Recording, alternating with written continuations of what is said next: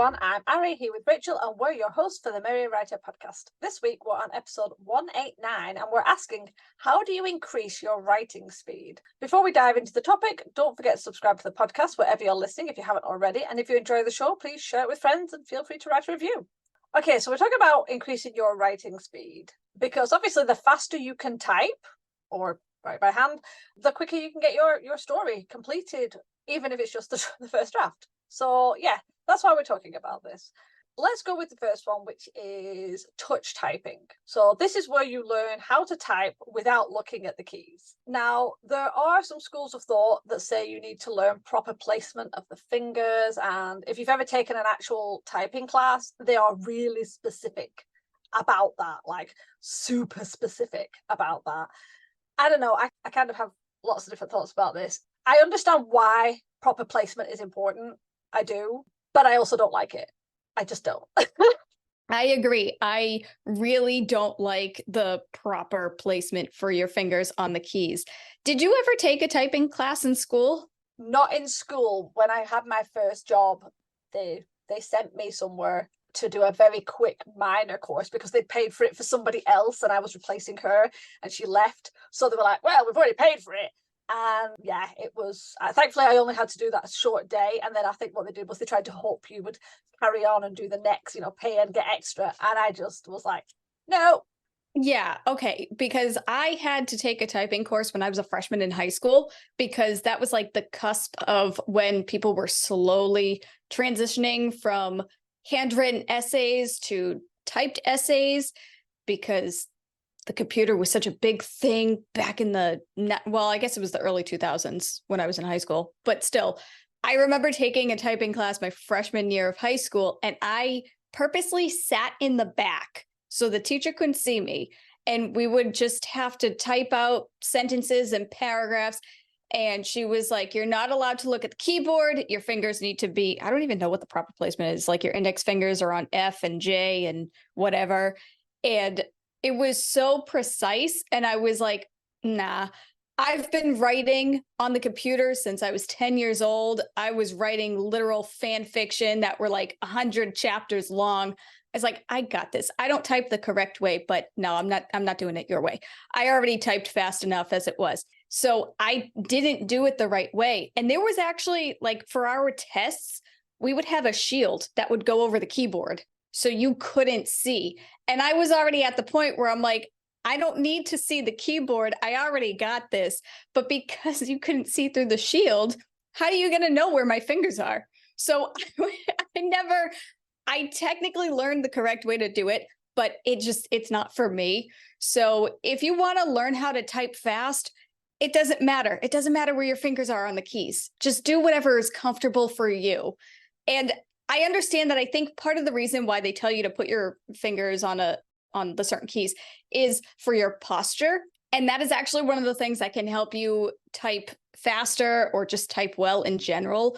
If you're sitting up straight and you know where your hands are, and then you have your neck straight up and obviously you're facing your computer screen, you're looking at your computer screen and not your hands, then it helps because it's obviously you're not hurting your back or your lower back or whatever it is.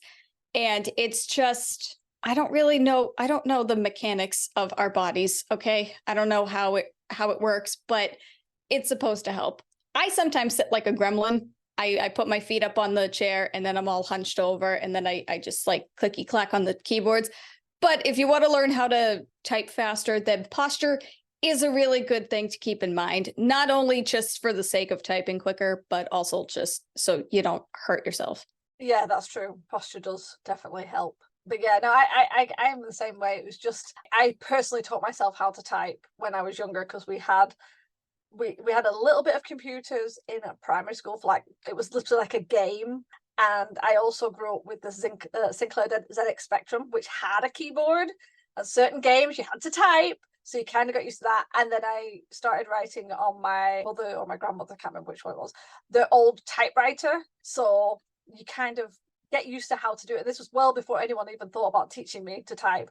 And then it moved on to a word processor and then to a computer. So by the time I entered the workforce, I was already typing, similar to yourself, at a high speed. And while I wasn't using the exact correct positions, I was still using most of my fingers. My little finger almost never comes into it, I'll be honest. It sort of hangs out of the way, except for the odd, maybe the delete key or maybe the page up and down, but 9 times out of 10 the little ones are never used at all. I don't even think my little fingers could reach.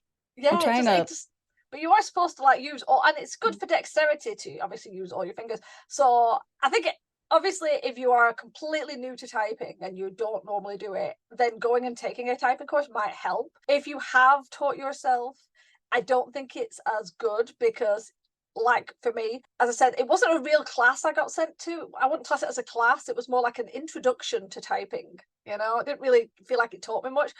And all I remember was being told, oh, don't do that, don't. And it's like, I would have had to unlearn what I learned and relearn their way. And that would have definitely taken time, trying to pull myself back. And no, I'm not going to do that. I didn't want to do that. And I mean, the only things I picked up from it was that you should type on a slant. It's one of the reasons keyboards have those little legs at the back to sort of give you that slant. It is quite useful, and it's why I personally, just my opinion, I think that standalone keyboards with those little legs are better than typing on a flat laptop. Obviously, if you can elevate your laptop so that the back end lifts up a little bit, brilliant. And obviously get yourself a wrist rest. Sounds wrong. You know, like a gel wrist rest to just give you a bit of support on your wrists. But yeah, by the way, I'm not going to talk about those horrible keyboards. They came out years ago, and every now and then people try and push them on you. It's where the keyboard's like humped in the middle and the keyboard keys are broken into, and your hands are, I don't know, I can't even explain it. If I remember, I will put a picture up on YouTube. But yeah, it's rather than the typical flat keyboard, they've separated the keys in the middle, and you've got half the keys on one side and half the keys on the other with a big hump in the middle, and it's meant to be faster. And it's crap. I've tried it. It's crap. It just made me more angry. But it did force you to use like your hands on specific keys only, because I will admit, when I'm typing, the odd finger will move across to the side it shouldn't do, because the whole point is you keep your hands on half of the keys, and one, the right hand deals with the right half, the left hand deals with the left half, and I will like lean across with my right hand or my left hand if I feel the need to. So anyway, I digress. So yeah, okay, the next point obviously is practice. It's obvious, but we have to say it because you just never know. The more you type, the more you write, the better you become. It's like that with everything. So when we talk about writing on the computer, you want to write wide. And what that means, obviously that's a write wide, is do tests that make you write different words. You will find as a writer, there are probably so many words that you use, but there'll be a lot of words you use all the time. I'm not just talking like, I, the. You will stick to the same sorts of words. There are words you will not use. I guarantee there are words you probably have never used in your manuscript. Maybe they never come up. But it's also that we sort of, if you think of a thesaurus, we have a habit of sticking to the same word choices. And it's why they suggest when you're doing any form of type test that you should try writing the typical sentence, the quick brown fox jumps over the lazy dog, because it uses all the letters in the alphabet. Because let's be honest, we don't use X and Z very often. The most common letter in the alphabet is E, followed by T, and X and Z are very uncommon, and you just don't add them very often to your typing repertoire, unless obviously your name has those in there and you're typing your name over and over. Yeah, so if you're practicing that sentence, you get used to typing all the different letters, and you'll be less likely to falter when it comes up to using a word with those letters. There won't be that kind of, oh, where's the X again? Where's the Z again? I mean, to be fair, X and Z aren't that bad anymore, because if you're using shortcut keys, which is obviously Control X is cut and Control Z is undo. This is obviously for Windows. I do not know them for Mac. That is quite useful, but there will be letters you don't use as often as other ones. So yeah, that's all I'm saying. This is an extremely long-winded way of saying practice. When you mentioned that, though, it actually dawned on me that when you have your fingers on the supposed correct keys, it actually, the Z, X, and E, the most common letter, and also the T, technically, the two most common letters, and then the two most uncommon letters, they're on the same side. So it's like, how even is, like, which hand is doing more work, do you think?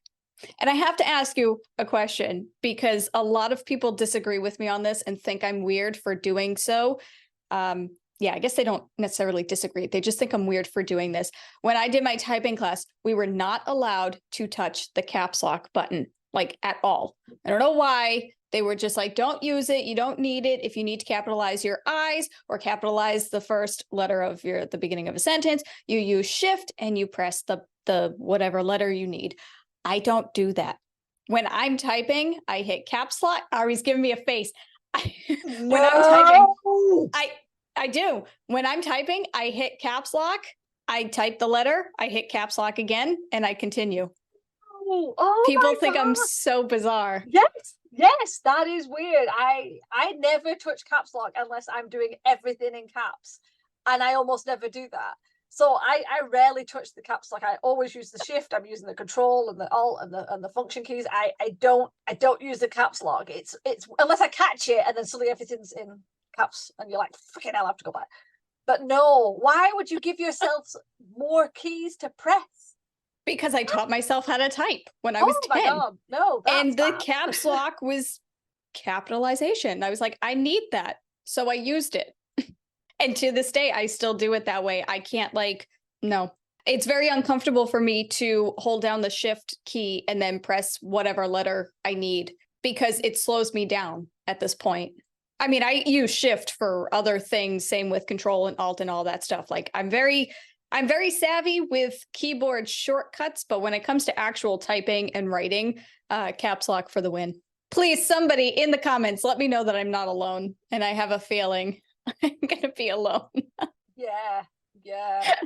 Although then again, I mean, I know so many people who still don't use shortcut keys in Windows and will use their mouse to highlight, right click, and you're just like, are you kidding? And I'm not talking people of a certain age who were like my parents, like boomer age, where they didn't come into computers as much as the younger generation and everything. I'm talking people my age and younger. I've seen them and they're highlighting and right click, and it's like, I mean, even just flicking between screens, most people don't seem to use the alt tab keys. They use the mouse to click everything, and it's like, okay, but not on cut and paste and undo and redo. It's like, stop it. No, absolutely. I agree. Both my cousins are Gen Z, and neither one of them know what to do with a computer. And the thing is, I'm going to go a bit in depth. I think part of the problem is when I was in school, computers were just becoming a thing. So yeah, they were like, oh, we have to teach the next generation what a computer is and how to type and what the internet is and how to do this and how to do that. But don't use Wikipedia. That's a big no-no. It was a big thing. And then time went on and I wasn't allowed to get a cell phone until I was 16 because I didn't need it until I got my license and all that stuff. But the younger generations, they're getting a cell phone and an iPad or tablet or whatever at the age of 8. And they're growing up with this technology. So they're not teaching typing in schools anymore. They're not doing any of that because they're like, oh, well, you grew up with this. You were born in this world that already has computers and typing and all that stuff. So therefore, by default, you already know everything there is to know about it. The thing is, if you want the kids to automatically know all this stuff, then you need to assume that the parents know all of this stuff. And a lot of them don't, because this goes back to the boomers. My parents had no idea how to teach me how to type, and they still don't really. They're very slow with typing. They drive me nuts, my poor mother. But everything that's on the computer, my sister and I taught our cousins how to do certain things because we grew up with it and we learned how to adapt, whereas our parents didn't. And Gen Z and younger generations, they were just kind of thrown in, and they just assumed that, oh, they're born with a technological brain, apparently. Actually, I'm going to add to that. It always surprises me when you hear of the generation below struggling with it, because you think, how? It's like, as you said, they were born with this, but at the same time, they were and they weren't, because when computers came out when I was in school, and I was in school in the 90s, it was exciting because not everybody had a computer, not everybody used a computer, not everyone felt comfortable with it. So it was very separated. And the people that had them wanted to do things. And it was a lot of trial and error. Like, you taught yourself HTML, you taught yourself CSS, you went on and created really bizarre websites and you went and tried new things and you got to experience all this stuff. Whereas now, look at it now. Do you want to make a website? Here, go to this website and drag and drop everything. That way, if something goes wrong, you don't know. You need a tech support person. Everything's big pictures. It doesn't, you had to find those things. I remember learning like Adobe Acrobat and I spent like 2 hours on Adobe Acrobat working out the best way of creating shareable forms and all these different things. And so many people are like, oh, I don't know how to do that. It's like, no, I didn't either. And this was before, everything was on YouTube. It's like, no, now you have everything on YouTube and everything on blogs. You can go and find all this information. But before it was, you spent time dicking about on it until you figured out what you were doing.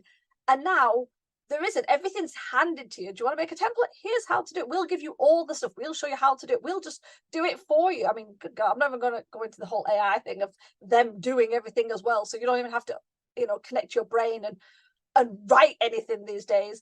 That's a whole topic for another podcast. I am not going to go into that. Otherwise, I will get on a really angry rant. But yeah, so while the next generation has come up with technology, it's a totally different technology. They didn't have to learn the same things. I'm not saying everybody, obviously there's different things, and a lot of, the younger generation have created new things and it's brilliant. But yeah, I have seen that it's a totally different thing from what we learned. And I'm a bit sad about that, because it's like having that fun of learning things and finding things out. It's like, you mentioned Wikipedia. That wasn't around when I was at school. We had Encarta. Shout out in the comments to anyone who remembers Encarta. I have no idea what that is. Oh, I feel so old. But you had to learn how to research. You had to go down to the library and get books out. Now it's like, type it in.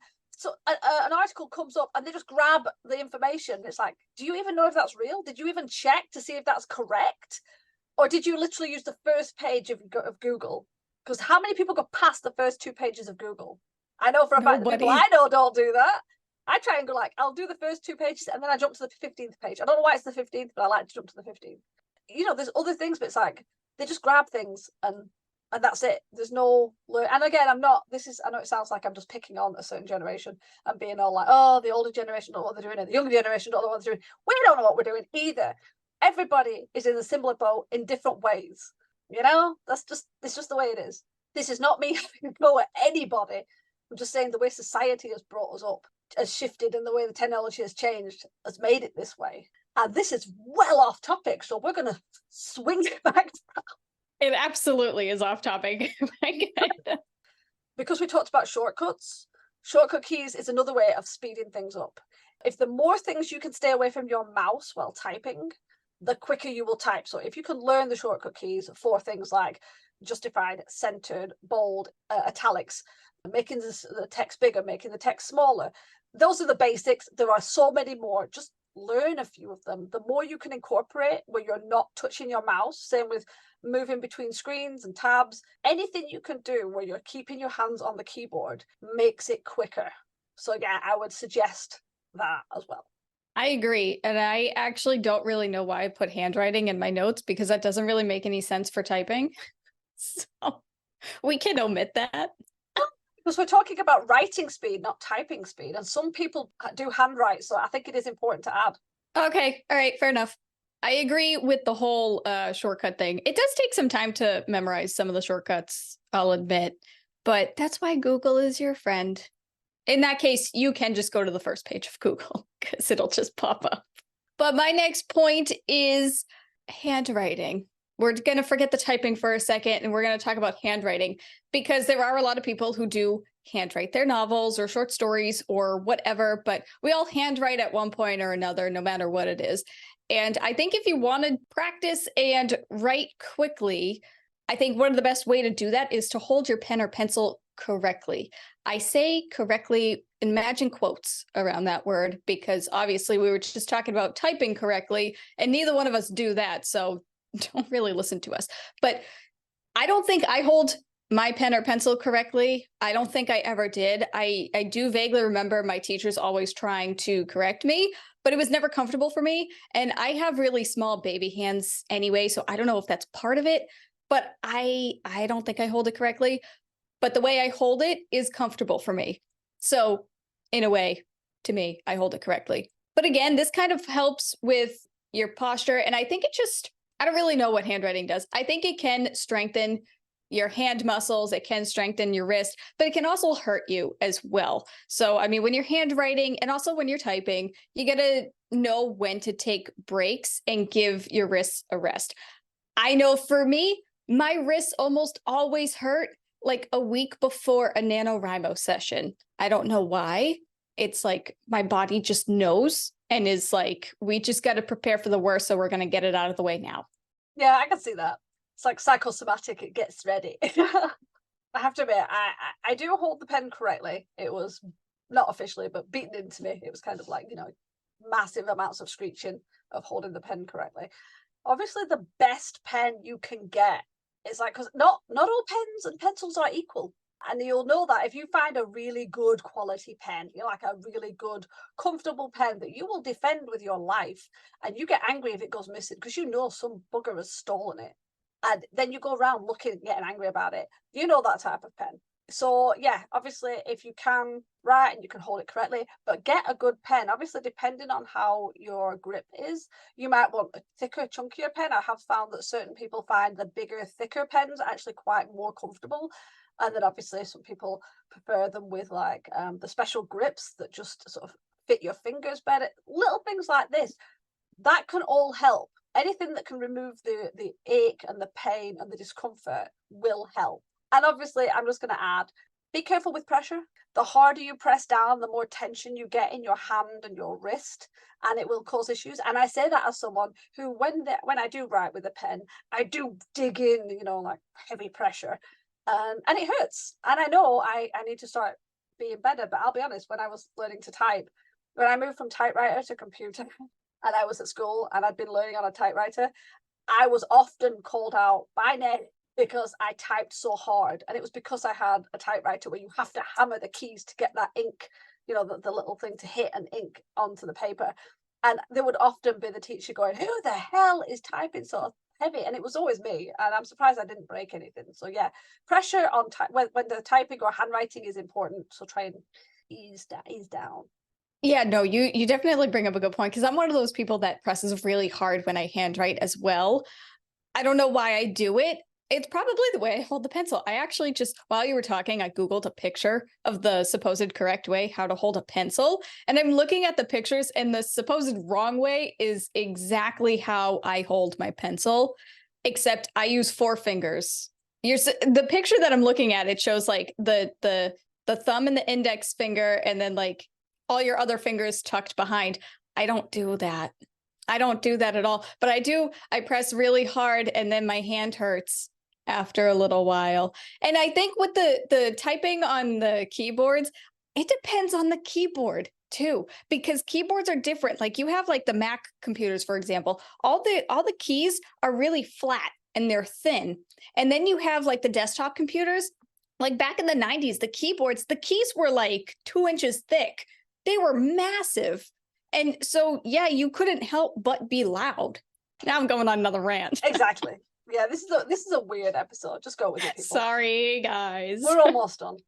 I'm going to throw up another possible tip. Now, I kept telling myself I would try it, and I didn't, so I'll probably should have done it before this. But I have heard from different people and on different places on the internet, so obviously it's definitely true. But hey, you can always try it. Is that if you switch to Comic Sans, don't groan, people. I know everyone seems to have an issue with Comic Sans. I always liked it, but if you switch to Comic Sans, it actually is easier to type. I don't know if it's when you're reading it as you're typing. It just, I don't know. I don't know what the science is behind it, but apparently there have been people who've said that it has helped them be more productive and help them get out of writer block.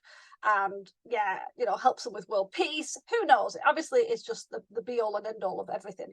Might not be true. Might be true. Don't know. Give it a try. It might be the one thing that works. And you're like, oh my God, Comic Sans has just created my novel. We're not saying publish in Comic Sans. Please don't do that. In fact, please only publish in serif. Again, that's my personal opinion, but it's so much easier to read if it's in serif. I'm so sick of seeing books published in like Arial. Just don't do that if you can help it. Again, personal opinion, and also what most standard industry prefer, but hey, never mind. And also the other one is coloured screen, if you can change your screen. Now that helps dyslexics as well. If you're dyslexic, apparently, if you have a pale yellow or pale blue, it can actually have a better effect when you're reading. So try it. You never know. It might be perfect for you. Yeah, okay. That's my last main point. Yeah, I mean, I don't really know how or why that works, but we have mentioned that before. If you have a bout of writer's block and you're trying to like get out of writer's block, like if you switch up the way that you write, whether you switch from handwriting to typing or vice versa, or if you're already typing on a computer, like we've mentioned, change the font size, change the font type, change the font color, change the background color.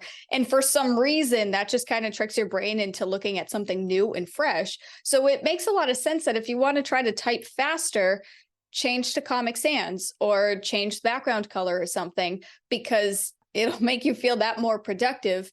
And you may or may not even really type that much faster, but because you're being more productive, you feel like you're getting more done. Therefore, you feel like you're typing faster. It's all psychological, maybe. I don't know. I haven't tried it either. And finally, one of the other ways that you can practice your typing and increase your typing speed is doing those like little typing tests. And you can just Google typing speed test and a bunch of things will pop up. Ari and I are going to leave a link in the description.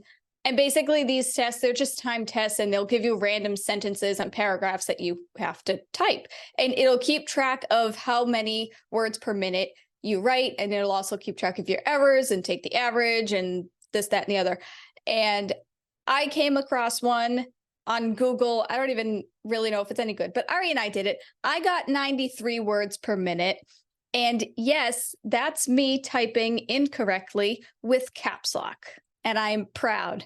And I got 84. Although I am going to say a caveat. The one I did had the American spelling of jewelry, and I had to constantly keep going back and deleting my letters and adding the correct ones because you guys spell jewelry wrong.